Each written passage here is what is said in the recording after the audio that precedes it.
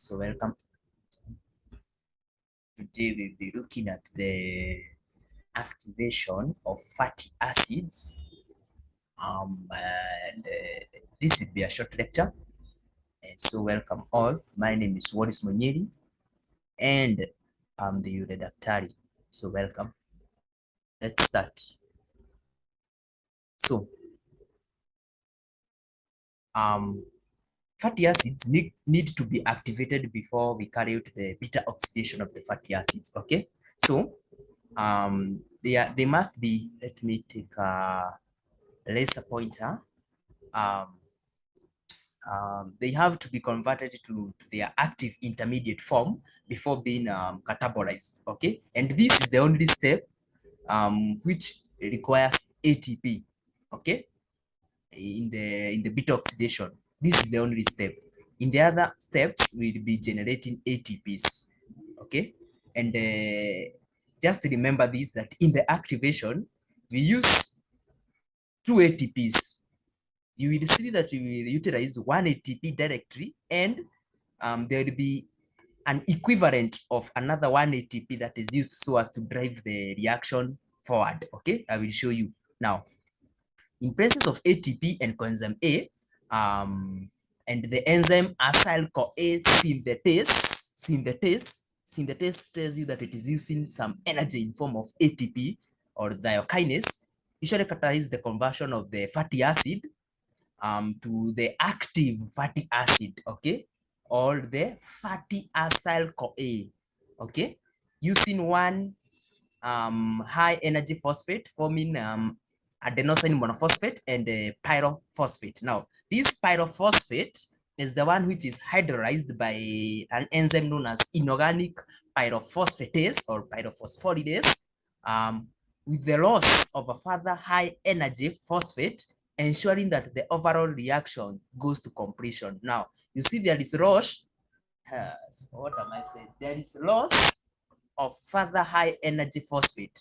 This is where I'm saying we are utilizing. It's like we are utilizing two ATPs. Okay.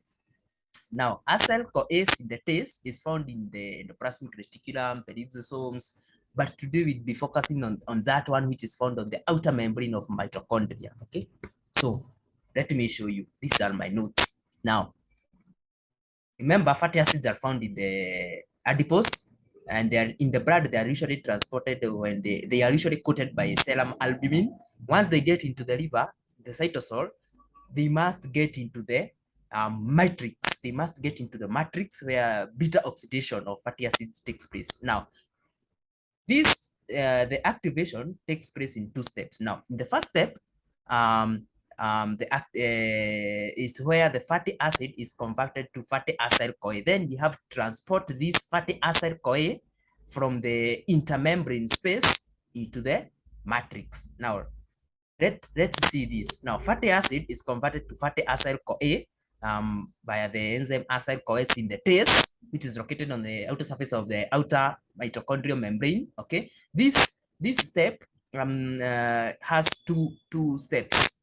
Okay, let's take this is a fatty acid like palmitate. Now, at first, the fatty acid is combined with ATP directly, where we will form first fatty acyl adenylate. You see it is AMP linked here to the fatty acid. That is why it is called the fatty acyl adenylate, and PPI. Now, PPI is the one which is hydrolyzed by the inorganic pyrophosphatase to release energy, so that this reaction proceeds in this direction, proceeds towards the right. Okay, then the fatty acid adenylate here, we add CoAsh to it, coenzyme A, okay, to form your fatty acyl-CoA, and the adenosine monophosphate is released. Okay, so this is the overall reaction. We take the fatty acid, we add ATP and coenzyme A.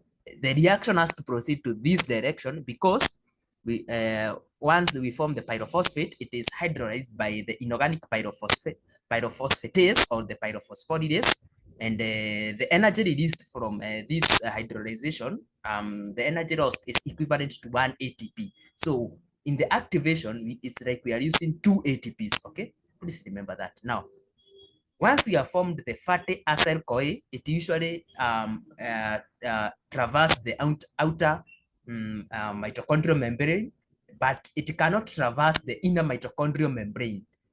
Okay, we have transporters. Okay, and this is where the second step usually enter. Now, fatty acyl CoA is unable to pass through the inner mitochondrial membrane. Now, the enzyme, we have an enzyme which is located on the outer mitochondrial membrane known as carnital acyl transferase 1, catalyzes the reaction between the fatty acyl CoA and the carnitine. Okay, let's talk about this. Let's talk about carnitine. Now, carnitine, also known as beta hydroxy gamma trimethyl ammonium butyrate, its structure is widely distributed and it is particularly abundant in the muscles. Now, long chain acyl CoA or the activated fatty acids cannot penetrate the inner membrane of mitochondria. Now, in the presence of carnitine, however, carnitine palmitol transferase 1. Remember, palmitol is a fatty acid or an acyl CoA. So this one is specific, or we can call generally they are known as carnitine acyl transferase 1, are located in the outer mitochondrial membrane. It usually transfers, the name says, it usually transfers the long chain acyl group from CoA to carnitine. Okay, so we cease now the fatty acyl CoA ceases to be a fatty acyl CoA, it becomes a fatty acyl carnitine. Now it is bound to carnitine. Okay, now the acyl carnitine is able to penetrate the inner mitochondrial membrane and gain access to the beta oxidation system of enzymes which are located in the matrix via the inner mitochondrial membrane exchange transporter. We have a transporter which is known as carnitine acyl carnitine translocase. Okay, carnitine acyl carnitine translocase. This is what the transporter does. It usually binds acyl carnitine in the which is found in the intermembrane space, and they usually transport it across the inner mitochondrial membrane and into the matrix. As it does that, it also transports a carnitine from the matrix into the intermembrane space. Okay, now the acyl group, the acyl carnitine, then the acyl group is then transferred to CoA to form an acyl CoA. Okay, and the acyl CoA is formed and the carnitine is liberated. Okay, so carnitine acyl transferase 1 and carnitine acyl transferase 2, they do opposite function. Carnitine acyl transferase 1 forms fatty acyl carnitine, but carnitine acyl transferase 2 forms fatty acyl CoAs. Okay, and the carnitine acyl transferase 2 is located in the inner mitochondrial membrane. Okay, I know here we are. Now this is the intermembrane space here, as you can see. Now here you already have your fatty acyl CoA. It is we add carnitine to it. The action catalyzed by the carnitine acyl transferase 1 located in the outer mitochondrial membrane to form acyl carnitine. Then we have this transporter, the acyl carnitine stroke carnitine translocase. Okay, it takes in this acyl carnitine towards the matrix. Okay, then in the inner mitochondrial membrane we have this enzyme carnitine acyl transferase 2, which now takes a CoA, coenzyme A, and adds it to the acyl carnitine so that you can get the acyl CoA, fatty acyl CoA, which will now go to the beta oxidation of fatty acids, and we recover carnitine, which is transported back to the intermembrane space via the acyl carnitine translocase. Okay, this. Okay, that is that. With that, I think let's look at this again. You can see in the outer mitochondrial membrane, we have the acyl CoAs in the taste, where we were taking the free fatty acid, we add a CoA and ATP to get the fatty acyl CoA. adenosine monophosphate and the pyrophosphate. This pyrophosphate has to be hydrolyzed by the inorganic pyrophosphatase, and the energy released is equivalent to 1 ATP and ensures the reaction proceeds in that direction.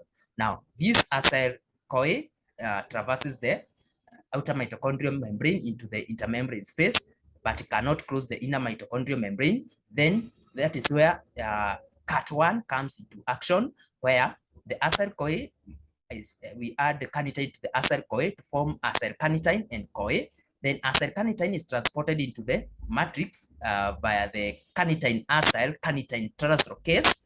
Then the acyl carnitine, we add, you can see the arrow here, to the acyl carnitine, we add CoA, reaction catalyzed by the CAT2, carnitine acyl transferase 2, to get back our fatty acyl CoA, which goes to the beta oxidation, and carnitine. Carnitine is transported back to the intermembrane space by the carnitine acyl carnitine translocase. With that, you have come to the end of that.